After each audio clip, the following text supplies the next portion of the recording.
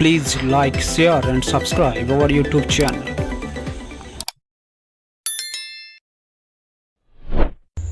বন্ধুরা আজকে আমরা এই ভিডিওতে দেখে নেব আপনারা বাড়িতে বসে মোবাইলের মাধ্যমে অথবা ল্যাপটপের মাধ্যমে আপনারা কীভাবে ই-রেশন কার্ড ডাউনলোড করবেন।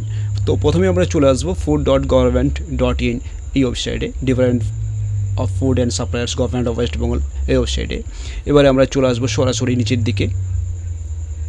এখানে সবচেয়ে নিচের দিকে দেখবেন এখানে link Aadhaar with ration card, এইভাবে অনেক অপশান দেখতে পাবেন।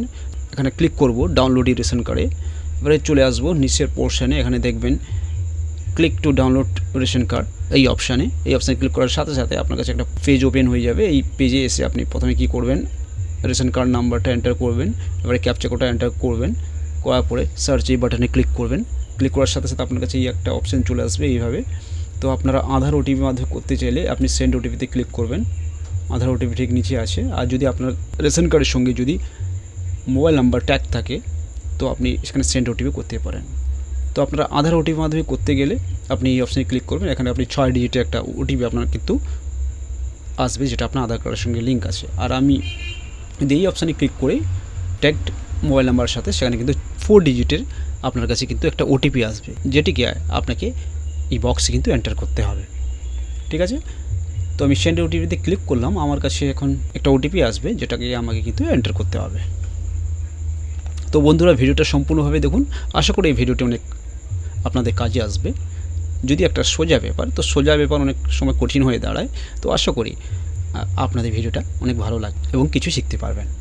তো বন্ধুরা ওটিপি আসতে একটু সময় লাগছে, তো আপনারা অধৈর্য হবেন না বা পেজটাকে রিফ্রেশ করবেন না, এতে আপনার নতুন করে কিন্তু আবার প্রসেসটা কিন্তু ফলো করতে হবে যদি আপনি রিফ্রেশ করেন।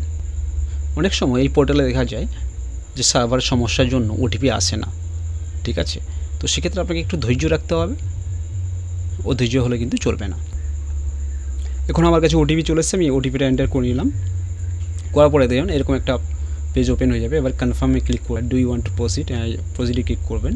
এবারে দেখবেন download card E ration card বলে একটা অপশান আছে, এই অপশানে ক্লিক করে নেবেন এবং আপনার যেখানে সেভ করার সেখানে কিন্তু সেভ করে নেবেন।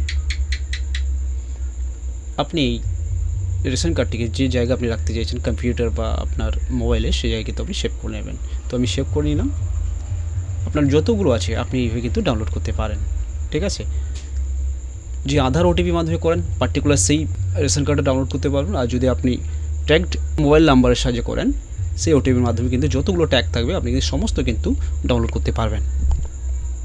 ঠিক আছে, আশা করি আপনি বুঝতে পেরেছেন। তো চলুন আমি এখন সেভ করে নিচ্ছি। খুবই একটা সোজা প্রসেস, এতে কোনো রকেট সায়েন্স নেই। যে কোনো মহিলা এবং পুরুষ বা ছাত্রছাত্রীরা, সাধারণ মানুষে কিন্তু এটা করতে পারে। এবারে আমি ডেস্কটপে চলে এসেছি। এখন ডাউনলোড করা ই রেশন কার্ডটা ঠিক কীভাবে দেখায় সেটা আপনাদের কিন্তু আমি দেখাতে চলেছি। এবার আমি চলে যাব যে জায়গায় আমি সেভ করে রেখেছিলাম সেই ফাইলটিকে, পিডিএফ ফাইলটিকে।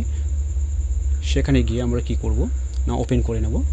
তো আমি ফাইলগুলোকে ডেস্কটপে নিয়ে চলে এসেছি ডাউনলোড করার পরে সুবিধার জন্য। এবারে আমি ক্লিক করে নেব ফাইলটি ওপেন করার জন্য।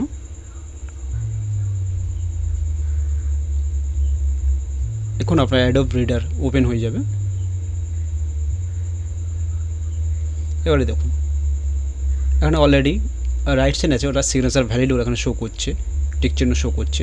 তার মানে আপনার এই পিডিএফ ফাইলটি সাকসেসফুলি কিন্তু আপনি ডাউনলোড করতে পেরেছেন এবং ভেরিফাইড আছে।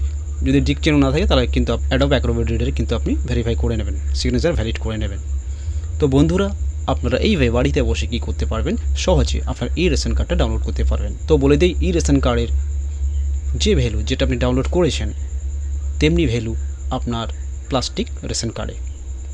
ঠিক আছে, তো আপনার ই রেশন কার্ড ডাউনলোড করে আপনি সমস্ত কাজ কিন্তু অরিজিনাল যে আপনার প্লাস্টিকের কার্ড থাকে সেটা কিন্তু ইউজ করতে পারেন বা ব্যবহার করতে পারেন।